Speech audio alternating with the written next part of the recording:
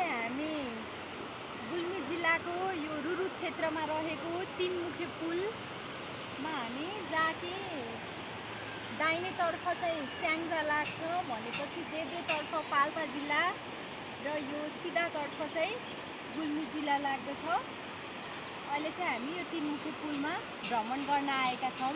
यहाँ चाहिँ विभिन्न मानिसहरू स्वदेशी तथा पर्यटकीय म चाहिँ हजुरहरूलाई यो भ्यू टावर यो बिचम भागमा रहेको भ्यू टावर तीन क्षेत्रको सिमानामा बिचमा खडिएको भ्यू टावरहरू हजुरहरूलाई देखाउन चाहन्छु र साथै यहाँ निकै नै रमाइलो ठाउँ रहेको छ। तीनतिरबाट नदीले जोडिएको ठाउँ रहेछ यो भने।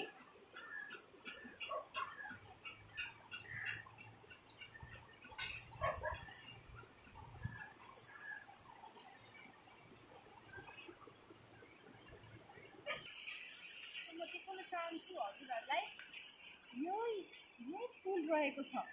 तीन क्षेत्रको बिचमा खडिएको यही पुल र दाहिनेतर्फ देख्न सक्नुहुन्छ हनुमान वाटिका मन्दिर रहेको छ र देब्रेतर्फ भने हाम्रो श्री ऋषिकेश मन्दिर रहेको छ।